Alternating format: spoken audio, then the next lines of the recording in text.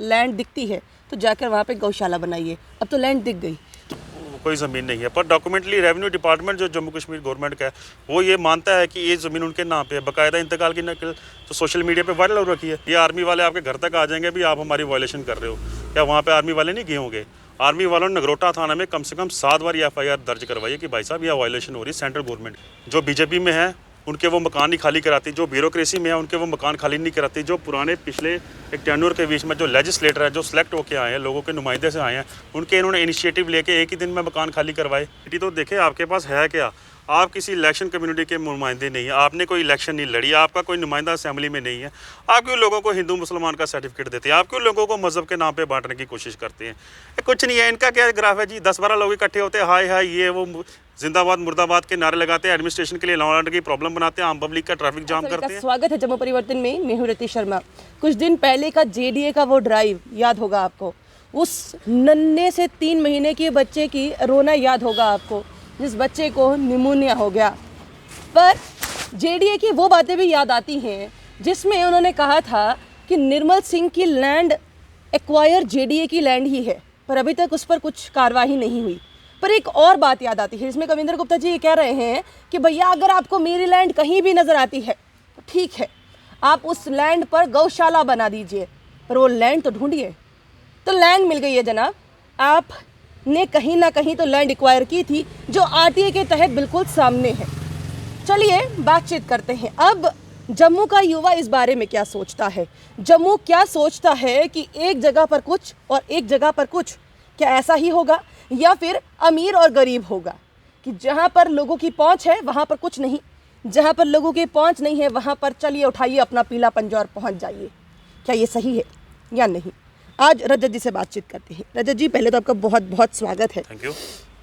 ये क्या सही है कि JDA JMC ये वहाँ पर चलता जाएगा जहाँ पर एक आदमी जो नीचे तबके का है या गरीब है, जिसकी पहुंच नहीं है, वहाँ पर जाएगा, उसका अगर झोंपड़ा है झोंपड़ा जाएगा, अगर उसका कोई खाने का सामान है वो जाएगा, या उसकी छोटी सी कोई दुकान है वो भी चली जाएगी? ऐसा कुछ होता है?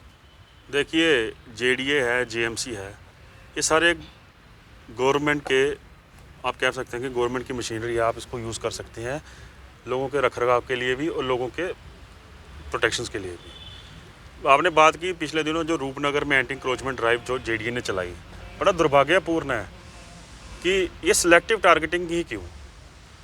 JDA के पास सारा जम्मू शहर का आंकड़ा है, वो पिछले 47 से पहले के वहाँ के रहने वाले थे, जिनको without any notice, without any consent में लिए, अगर आपने उनको इनक्रोच करके उनको हटाने तक कम से कम उनके पहले प्री प्लान को रिहेबिलिटेट पॉलिसी तो रखते।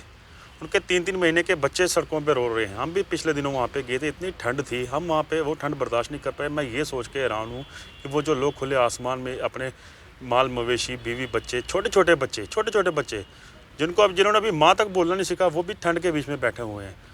तो वो कहते हैं कि वो JDA के लैंड अक्रोच करके बैठे थे। अगर आप देखे जाए उसी एरिया के अराउंड ये भाजपा के कुछ बड़े बड़े मंत्री हैं जिन्होंने बड़े बड़े बंगले बना के रखे हैं, क्या उनकी आप डॉक्यूमेंट वेरिफिकेशन नहीं करेंगे?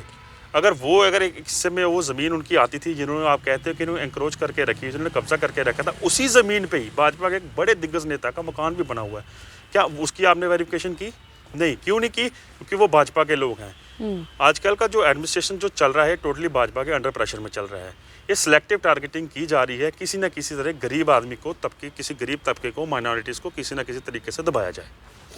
क्या BJP के जो लीडर्स हैं, क्योंकि अभी थोड़े दिन पहले की ये एक बाइट कविंद्र गुप्ता जी के सामने आ रही है जिसमें वो बयान भी दे रहे हैं कि भैया अगर मेरी कहीं भी लैंड दिखती है तो जाकर वहाँ पे गौशाला बनाइए। अब तो लैंड दिख गई, क्या आप गौशाला बनाएं या उनकी ये बात पहले बताएं कि भैया आपने सच में लैंड लेकर रखी है?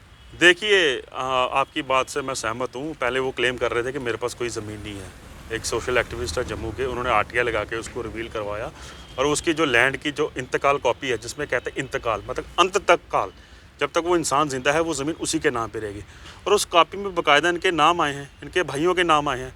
अगर वो कहते हैं कि हमारे पास ज़मीन नहीं है, हमने ये अगर ज़मीन हमारे पास नहीं है हम गौशाला को दे दें, फिर आपको उसके खिलाफ कुछ एक्शन लेना चाहिए। अगर आपकी वो ज़मीन नहीं है तो आप क्यों नहीं उस पर काउंटर कर रहे हैं? आप सिर्फ वर्बली कहते हैं जी मेरे पास कोई ज़मीन नहीं है, पर डॉक्यूमेंटली रेवेन्यू डिपार्टमेंट जो जम्मू कश्मीर गवर्नमेंट का है वो ये मानता है कि ये ज़मीन उनके नाम पे है। बाकायदा इंतकाल की नकल तो सोशल मीडिया पे वायरल हो रखी है। उसमें तो स्पष्ट है कि लोग समझते हैं, लोग आज की डेट में पढ़े लिखे, अनपढ़ कोई नहीं है, लोगों को पता है, पढ़े लिखे लोग हैं, इस चीज़ को वो मानते हैं। पर वो अगर बात की जाए, थोड़े दिन पहले जब उनका हमारा इंटरव्यू हुआ था तभी उन्होंने ये बात कही थी कि मेरे पास तो मेरा अपना घर नहीं है, तो ज़मीन कहाँ से आएगी।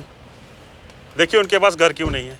स्टेट डिपार्टमेंट की आप सिलेक्टिव टारगेटिंग देखिए, जो बीजेपी में है उनके वो मकान नहीं खाली कराती, जो ब्यूरोक्रेसी में है उनके वो मकान खाली नहीं कराती, जो पुराने पिछले एक टेन्योर के बीच में जो लेजिस्लेटर है, जो सिलेक्ट होके आए हैं, लोगों के नुमाइंदे से आए हैं, उनके इन्होंने इनिशिएटिव लेके एक ही दिन में मकान खाली करवाए। ये तो एक बायस नेचर है ना स्टेट डिपार्टमेंट का हो गया, जो बाकी डिपार्टमेंट का। वो कैसे कहें कि मेरे पास मकान नहीं है, जब उन्होंने इलेक्शन में भरी तो बाकायदा इलेक्शन फॉर्म पे अपना एड्रेस तो दिया होगा, घर तो दिया होगा ना, तो वो कैसे कह सकते हैं मेरे पास रहने के लिए मकान नहीं। ये ऐसे ड्रामे करते हैं और कुछ नहीं है इनके पास बातों की सिवाय।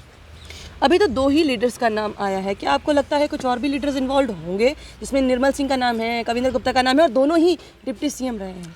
देखिए निर्मल सिंह का तो जेडीए ने खुद क्लेम किया था कि इन्होंने हमारी ज़मीन पर कब्जा किया हुआ है। वो आर्मी के एम्यूनिशन डिपो के बिल्कुल नज़दीक है, 100 मीटर की भी नहीं है। और मैं आपको बता दूं 2013 के बाद आर्मी के सुप्रीम कोर्ट की रूलिंग है कि आर्मी की दीवार के आसपास 200 मीटर में कोई कंस्ट्रक्शन नहीं कर सकता। आप जम्मू के आप सतवारी से स्टार्ट हो नगरोटा तक बना के बताएं मकान, ये आर्मी वाले आपके घर तक आ जाएंगे भी आप हमारी वायलेशन कर रहे हो। क्या वहाँ पे आर्मी वाले नहीं गए होंगे? आर्मी वालों ने नगरोटा थाना में कम से कम 7 बार FIR दर्ज करवाई है कि भाई साहब यह वायलेशन हो रही है सेंट्रल गवर्नमेंट की। हम क्या करें? जेडीए का वहाँ पे बायस आप नेचर देख सकते हैं, वहाँ पे उन्होंने कोई कार्रवाई नहीं की, उनको बाकायदा स्टे भी मिला जाता है।